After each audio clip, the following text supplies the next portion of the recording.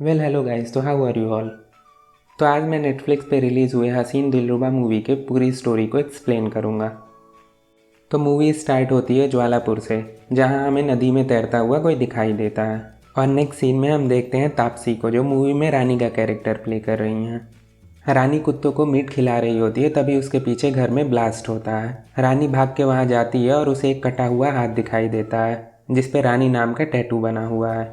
ये रानी के पति का हाथ है और वही ब्लास्ट में मरा है। मीनवाइल हम कुछ पुलिस वालों को देखते हैं जो बोलते हैं कि ब्लास्ट में पूरी बॉडी जल गई है, जिससे वो पहचान में नहीं आ रही है, केवल हाथ ही बचा है। और मरने वाले के सिर पे चोट के निशान है, जैसे कि उसे किसी भारी चीज़ से मारा गया हो।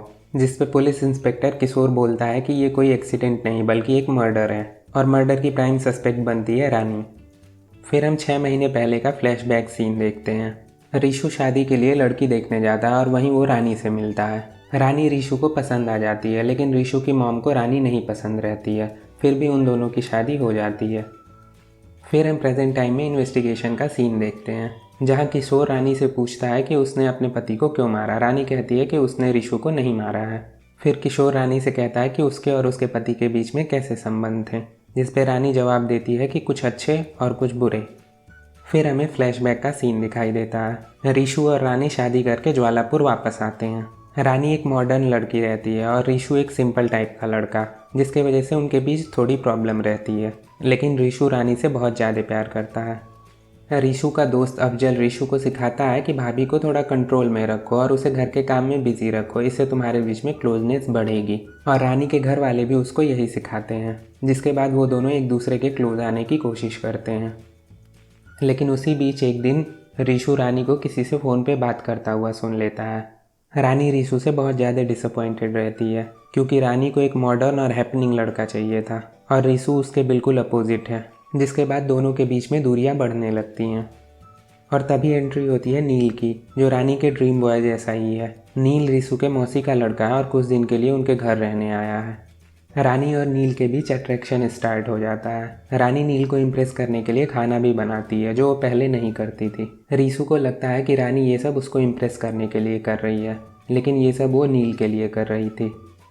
दूसरी तरफ रानी और नील में क्लोजनेस और ज़्यादा बढ़ जाती है। रानी नील को बताती है कि वो अब उससे प्यार करने लगी है और उसके साथ रहना चाहती है, जिसके लिए वो रीशु को छोड़ देगी। रानी की बातें सुन करके नील वहाँ से चला जाता है, क्योंकि वो रानी के साथ बस टाइम पास कर रहा था, वो रानी से प्यार नहीं करता है। जिसके बाद रानी को अपनी गलती का रियलाइजेशन होता है और वो रीशु को सब कुछ सच सच बता देती है कि उसके और नील के बीच में क्या हुआ था, जिससे रीशु बहुत ही ज़्यादा डिसअपॉइंटेड होता है। रीशु नील को मारने के लिए दिल्ली जाता है, लेकिन नील रीशु पे भारी पड़ता है और वो उसे बहुत पीटता है। जिसके बाद दोनों बैठ करके बात करते हैं। नील रीशु से कहता है कि हाँ, उससे गलती हो गई, वो रानी की तरफ अट्रैक्ट हो गया था और ये सब रीशु की वजह से हुआ, क्योंकि उसने रानी के साथ संबंध नहीं बनाए, जिसके वजह से नील को बीच में आना पड़ा।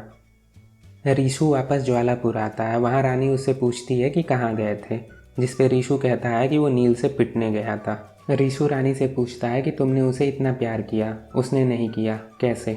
रानी रीशु से सॉरी बोलती है और अपनी गलती की माफ़ी मांगती है। लेकिन रीशु बहुत गुस्से में रहता है और कहता है कि तुम यहाँ से चली जाओ, नहीं तो मैं तुम्हें मार दूंगा। अगले दिन रानी घर छोड़ के जाने वाली रहती है। वो रीशु से उसे स्टेशन छोड़ने के लिए कहती है। रीशु मना कर देता है, जिसके बाद रानी घर से बाहर निकल करके रिक्शा रोकने की कोशिश करती है। तभी नील के कुछ दोस्त वहाँ पे आ जाते हैं और रानी को उसके अफेयर के लिए बहुत ह्यूमिलिएट करते हैं। वो रानी को छेड़ने की कोशिश भी करते हैं। तभी रीशु वहाँ आ जाता है और रानी को अंदर जाने को कहता है और कहता है कि वो रिक्शा रोक देगा। जिसके बाद नील के दोस्त रीशु को भी बहुत ह्यूमिलिएट करते हैं और उसके ऊपर कमेंट पास करते हैं। रानी ये सब कुछ खिड़की से देख रही थी। जिसके बाद रानी डिसाइड करती है कि वो अब कहीं नहीं जाएगी और वो रीशु के साथ ही रहेगी।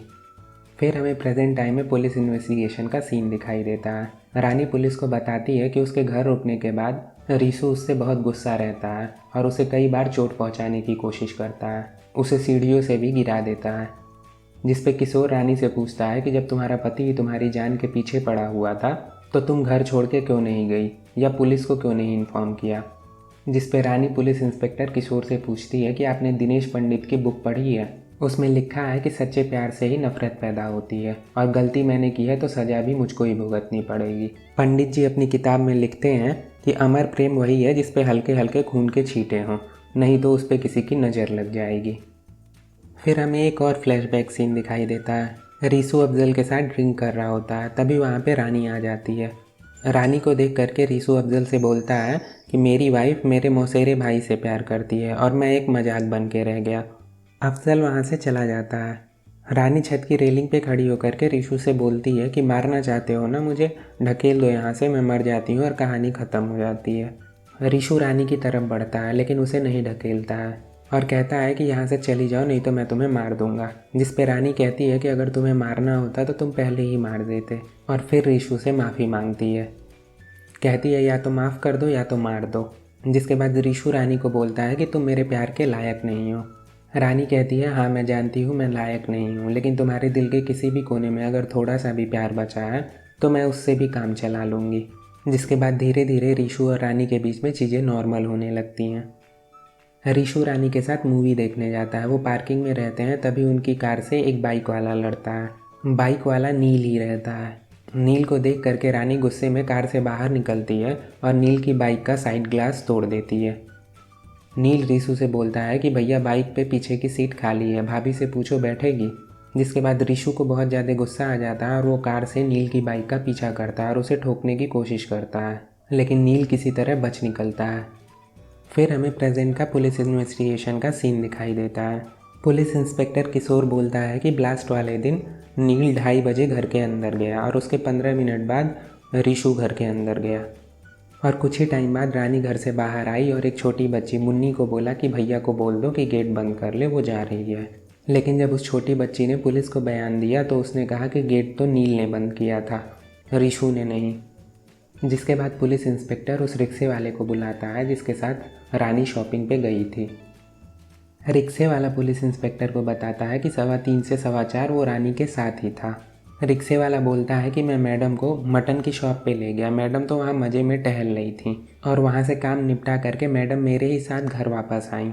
घर वापस आने के बाद मैडम कुत्तों को मीट खिला रही थी, तभी घर में ब्लास्ट हो गया। जब मैडम पूरे टाइम मेरे साथ थी तो मर्डर कैसे कर सकती हैं। जिसके बाद पुलिस इंस्पेक्टर किशोर गुस्से में उसको भगा देता है और तभी पुलिस इंस्पेक्टर को पुलिस स्टेशन से एक कॉल आती है। जिसके बाद वो पुलिस स्टेशन जाते हैं जहाँ वो एक वीडियो देखते हैं जिसमें नील पीछे के रास्ते से नदी में तैरता हुआ भाग रहा है। पुलिस को लगता है कि नील और रानी ने मिलकर ही रीशु को मारा है। पुलिस रानी को इंटेरोगेट करती है और बहुत मारती है, लेकिन रानी कुछ नहीं बोलती है। नेक्स्ट डे पुलिस रानी का लाई डिटेक्टर टेस्ट करती है। लाई डिटेक्टर मशीन को देख करके रानी बाथरूम जाने के बहाने अपने जूते में एक कील फिट कर लेती है जिससे उसे पेन हो और वो लाई डिटेक्टर टेस्ट को बीट कर दे। पुलिस रानी से पूछती है कि ब्लास्ट वाले दिन क्या हुआ था। रानी बताती है कि रीशु के मम्मी पापा घर पे नहीं थे, वो किसी काम से आउट ऑफ सिटी गए हुए थे और उस रात पार्टी होने वाली थी, तो उसी का सामान लेने के लिए रीशु घर से बाहर गया हुआ था। लेकिन मार्केट से रीशु जल्दी आ गया और उस टाइम रानी नील के साथ थी। रीशु के आने पे नील रानी की तरफ देख करके बोलता है कि बता क्यों नहीं देती कि तुम मेरे साथ भागने वाली हो। जिस पे रानी रीशु को बोलती है कि नील झूठ बोल रहा है, उसने ऐसा कुछ नहीं कहा है। उसके बाद रीशु रानी को बाहर जाने के लिए कहता है। रानी रीशु को समझाने की कोशिश करती है, लेकिन रीशु कहता है कि वो बस नील से बात करना चाहता है। रानी घर से बाहर निकलती है, तभी उसको ध्यान आता है कि घर का दरवाज़ा खुला हुआ है। वो मुन्नी से बोलती है कि रीशु भैया को बोल दो कि दरवाज़ा बंद कर ले, और वो रिक्शे वाले के साथ मटन लेने चली जाती है। और जैसे ही वो मार्केट से वापस आती है घर में ब्लास्ट हो जाता है। जिसके बाद पुलिस वाले एक ब्रेक लेते हैं। लाई डिटेक्टर मशीन ऑपरेट करने वाला बंदा इंस्पेक्टर किशोर को बताता है कि रानी की हार्ट बीट ऑलरेडी बहुत बढ़ी हुई है, जिसके वजह से कुछ भी पता नहीं चल पा रहा है। और अब सच पता लगाने का एक ही तरीका है कि अब हम उससे जो भी पूछें उसका जवाब हाँ या ना में हो। लेकिन तभी वो रानी को सीढ़ियों पे जाते हुए देखता है। रानी थोड़ा लंगड़ा करके चल रही होती है। जिसके बाद वो समझ जाता है कि रानी अपने शूज़ में कुछ रखे हुए हैं जिससे उसको पेन हो रहा है। ऊपर जा करके वो रानी के शूज़ निकलवाते हैं जिसमें उन्हें एक कील मिलती है। शूज़ निकलवा करके वो रानी का फिर टेस्ट करते हैं और वो रानी से पूछते हैं कि क्या उसने अपने पति को मारा है, जिस पे रानी बोलती है नहीं। पुलिस वाले ये भी पूछते हैं कि क्या नील ने उसके पति को मारा है, रानी बोलती है नहीं। जिसके बाद रानी लाई डिटेक्टर टेस्ट पास कर जाती है और केस क्लोज हो जाता है और रानी बच जाती है। फिर हमें 5 साल बाद का एक सीन दिखाई देता है। पुलिस इंस्पेक्टर किशोर का ट्रांसफ़र किसी और सिटी में हो जाता है। वो रेलवे स्टेशन पे रहता है और वहीं उसे किशोर पंडित की वही बुक दिखाई देती है जिसका जिक्र रानी करा करती थी, और वो उसे पढ़ना स्टार्ट करता है।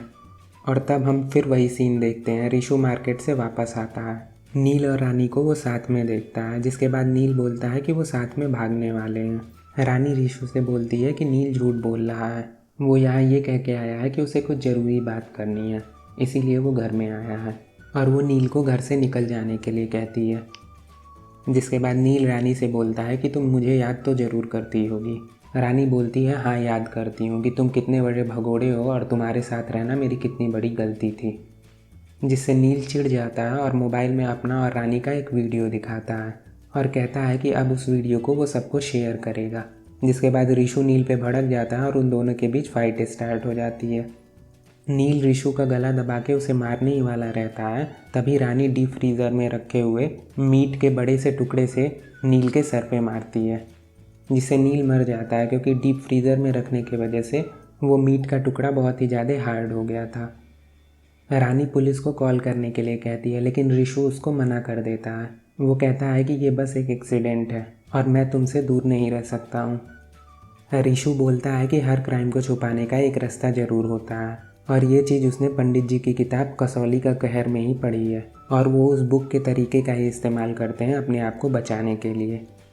रिशु नील का हाथ काट देता है, उसके बाद अपना भी हाथ काटता है जिस पे रानी नाम का टैटू बना हुआ था, और उस कटे हुए हाथ को बॉडी से दूर रखते हैं ताकि वो पुलिस को एज ए प्रूफ मिले। रिशु रानी को मार्केट भेज देता है और गैस सिलेंडर ओपन करता है और एक हीटर पे वही बुक कसौली का कहर रख देता है और पीछे के रास्ते से भागता है। हीटर पे रखी हुई बुक आग पकड़ लेती है जिससे ब्लास्ट हो जाता है और नील की बॉडी उसमें पूरी तरह से जल जाती है और रिशु नदी के रास्ते तैर के बच निकलता है। दूसरी तरफ पुलिस इंस्पेक्टर किशोर बुक को पढ़ करके हंसता है और वो समझ जाता है कि ये लोग कैसे बच निकले। किशोर बुक में लिखी हुई एक लाइन पढ़ता है, पागलपन की हद से ना गुजरे तो प्यार ही क्या, होश में तो रिश्ते निभाए जाते हैं। मीनवाइल हम रिशु और रानी को साथ देखते हैं।